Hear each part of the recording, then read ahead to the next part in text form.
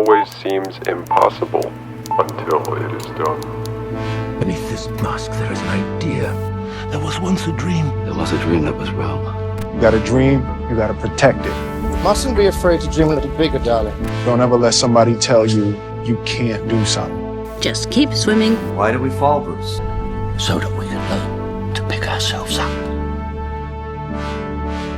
For a long time, I dreamt of creating an entire world in Valheim, almost like an RPG game.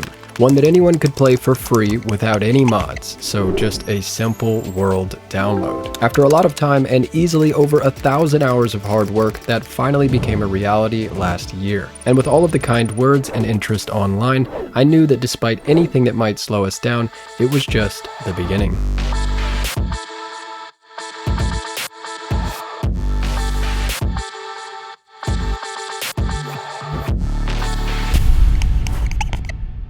So the next stage of that dream. There was once a dream. There was a dream that was wrong. Well, of course, it had a whole new set of challenges. Like the first and probably most important question, how do you guys play it?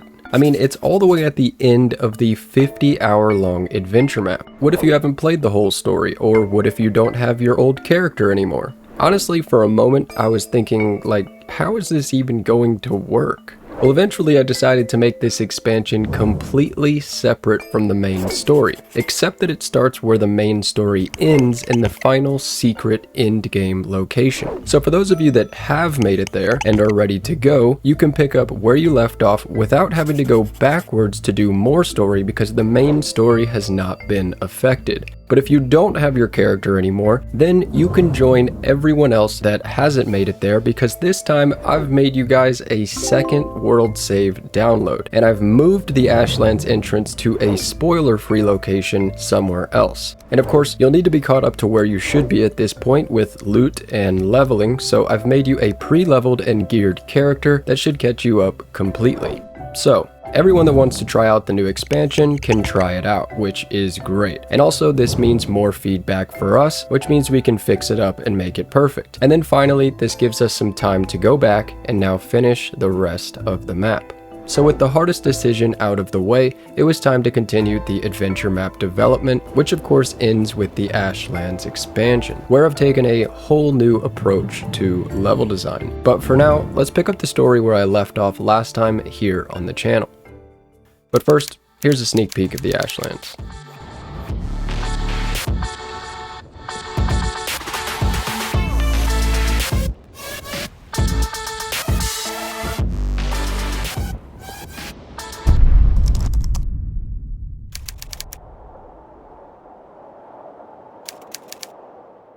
So here we are.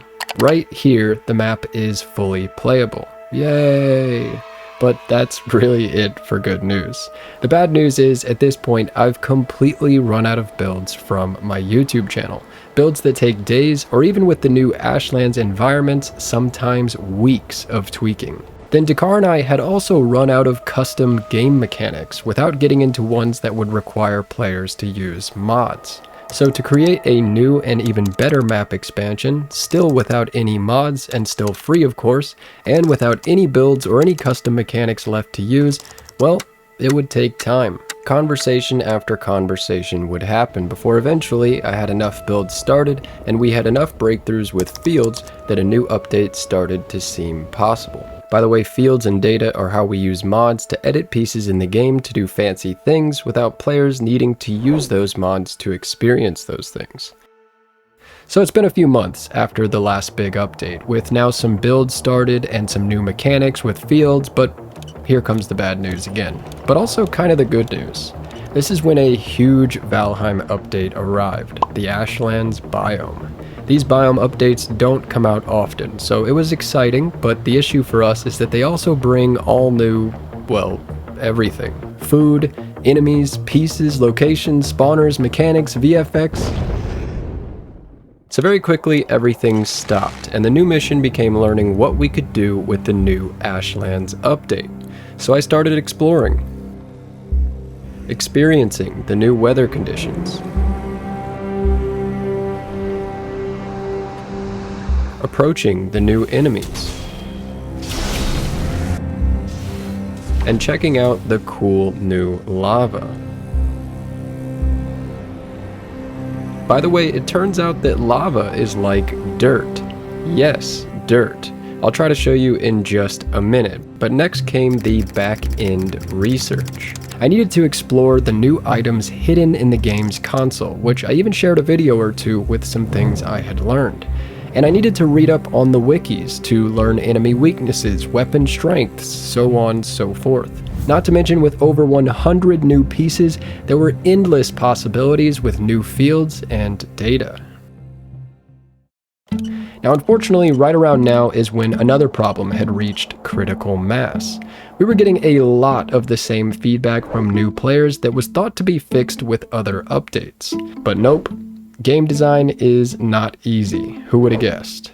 So despite everything I wanted to do, I had to spend some time working on a mostly solo update to help new players understand how this map works. And if you're watching this video and wondering that yourself, definitely check out the previous videos, but basically pre-Ashlands is comprised of a long road building up to each Valheim boss, linking many locations together along the way with their own little stories, with 5 main towns that hold the main overarching story, and those all link back to the first town for story completion.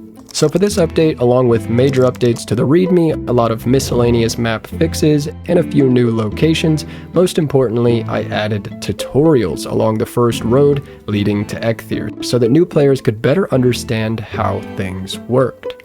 So now, finally, after getting knocked down multiple times, it was time to get back up. Why do we fall, Bruce? So that we can learn to pick ourselves up.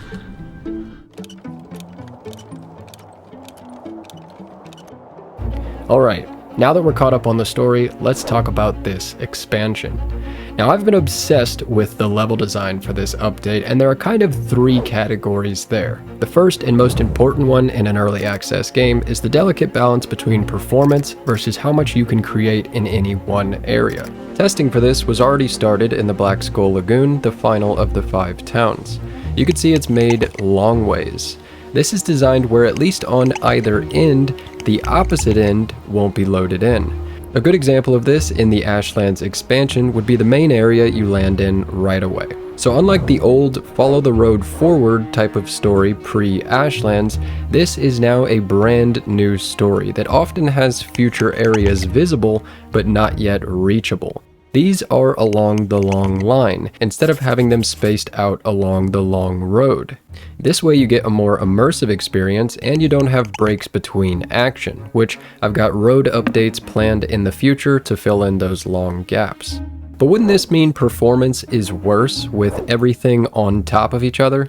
Well, first you have the long line, but that only works so much. So next you have the new portals, where one area can be split off whenever things get too big along the long line. This can be another long line or just a one-off location.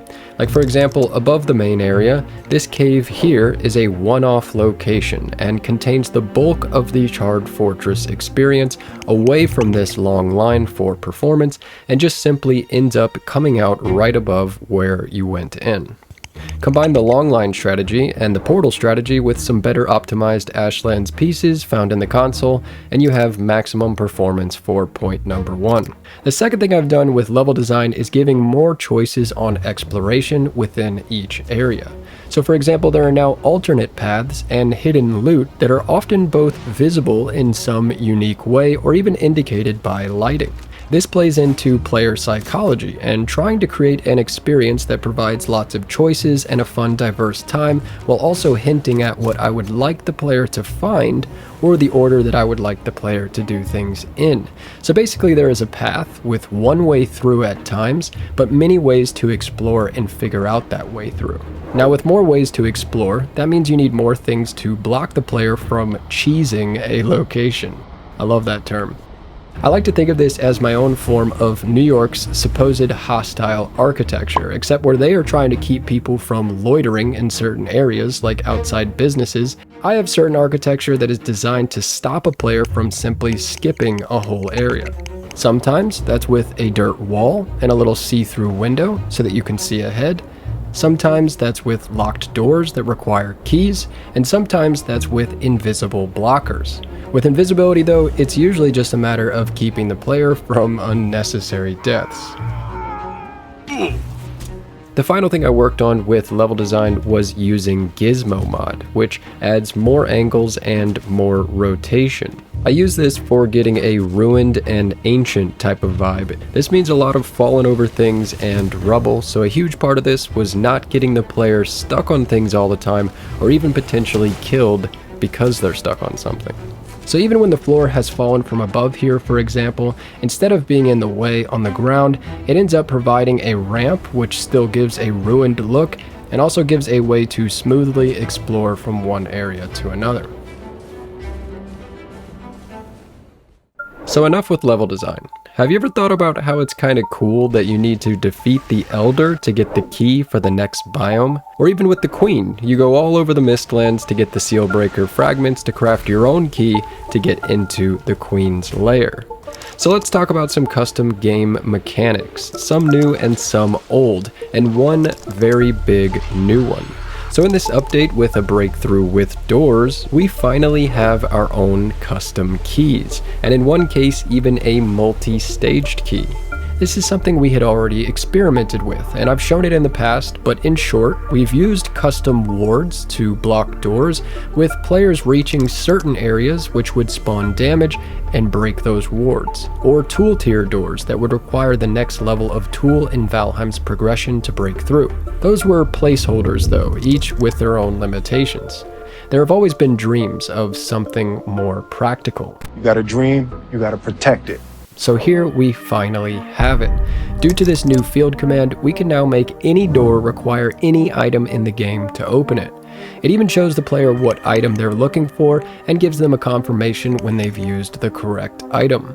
And it even goes further. Taking advantage of breakthroughs on bat spawners, Dakar was able to work us up a spawner that spawns an item, or a key, and it will do this upon the death of a specifically named enemy, which in this case is the custom boss name here in the area. I've also reintroduced a lot of old mechanics, like workshops and rest spots of course, lots of Featherfall sections with the Valkyries making another appearance from earlier world lore, and even more fuel item quest lines to find custom fuel items to light fires to get some sleep, which I started adding in with the tutorial update.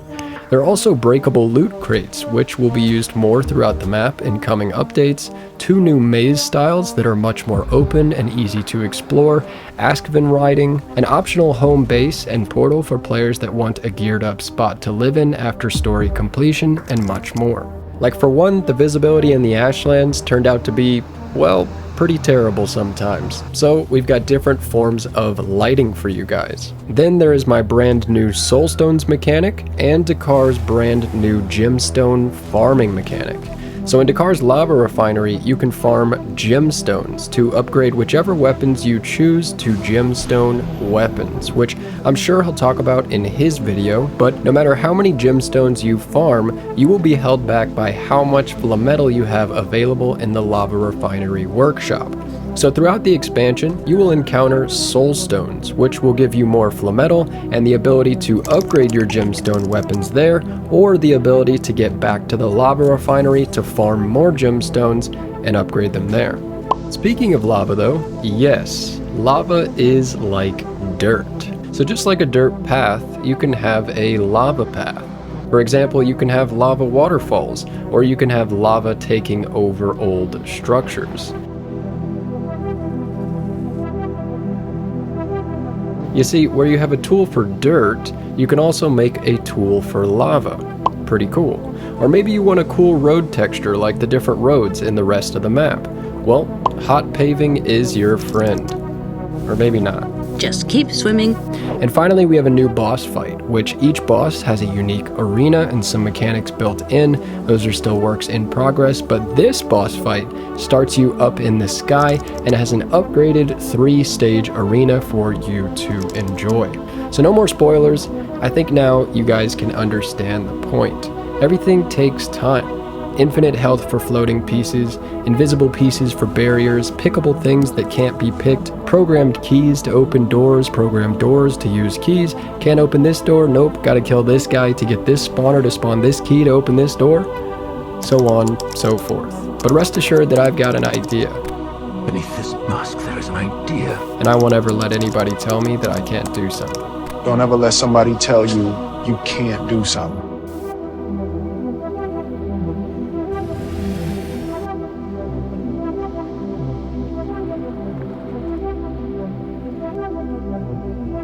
Alright, I am pumped to get this update out. If you're interested in helping out, you can check out my Help Keep the Lights On membership tier or my newer Buy Me a Coffee link in the description. And of course, feedback in the Discord is much appreciated. There are a few more big updates coming to the map before it can be considered out of beta.